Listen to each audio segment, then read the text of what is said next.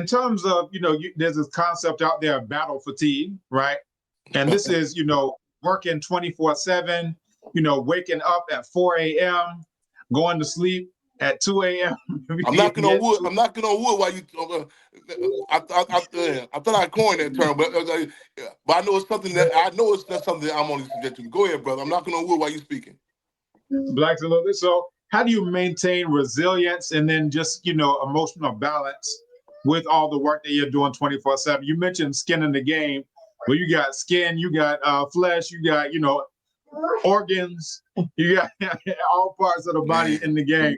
So how do you maintain that emotional balance and resilience in light of all the work that you're doing? Fight, battle fatigue is for real, and one, we can't afford on the battlefield. We in a situation where we don't afford the luxuries a lot of people have. We can't let them see us sweat. I'm talking about them, I'm talking about the system, the state. I recall when I was held captive, and I remember a few situations, when they, the guards would take me, give me jumped up charge, and they would place me in isolation. And I remember one time I was like, man, I need this breather. Like Minister European say, even in this isolation, it dismisses you from a certain amount of servitude, and I remember in Menard prison, Menard concentration camp, where Chairman Fred Sr. was at in 1969, and I was at in 1999. And they had me behind a solid steel door. And other prisoners, you would hear them say, "Don't talk to him because they're gonna put you behind the door." They had them, some of them they thought it was a luxury to be behind bars. And I was like, "Ooh, I'm cool behind this door. I ain't got to see some of these criminals." You know what I'm saying?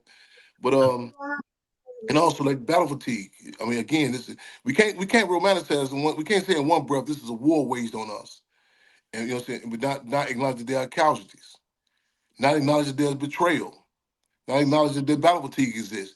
A lot of people had an issue with the movie Judas and Black Messiah. Oh, why they gotta have William O'Neill now? People want to romanticize struggle. That's a reality. William O'Neill is a reality. And William O'Neill was not the only agent provocateur. Let the record reflect. Let the record reflect. He was not the only one. And you gotta sometimes a lot of times I crave. I remember when I was in another prison, another concentration camp, Stateville, and I was reading Nelson Mandela's Long Walk to Freedom. And though I was acknowledging the ideological differences I had with him, I was still respectfully reading the book.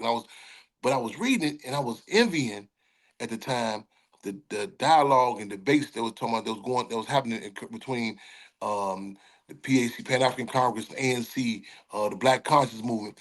And I was envying it because at the time it was a young cat upstairs in another gallery, and they were engaged in some trivial stuff, like just some trivial discussions, And I just said, I wish I could have some these type of debates and dialogue. I see, man, the whole world was happening.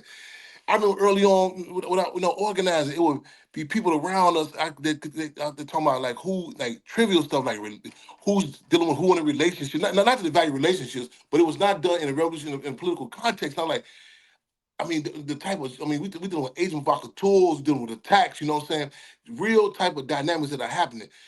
And you envy that. And then even what's happening, but I don't, you have to be understanding too, acknowledge a lot of people have no frame of reference of that. It's like, you put like this is a hell of a period of time. This also goes up to your earlier question. It's no coincidence that the state, the ruling class, is exacerbating and putting out this whole dynamic about, those at the homeland, Africa, as opposed to those throughout the diaspora, these battles. Because this is a time when people are being able to relate to certain forces, such as Captain Ibrahim Traoré. Africa is the connection is not this mythical disconnect. You know what I'm saying? And the system smells that. They smell that. So you start like tangible discussions start to happen. You start to say people are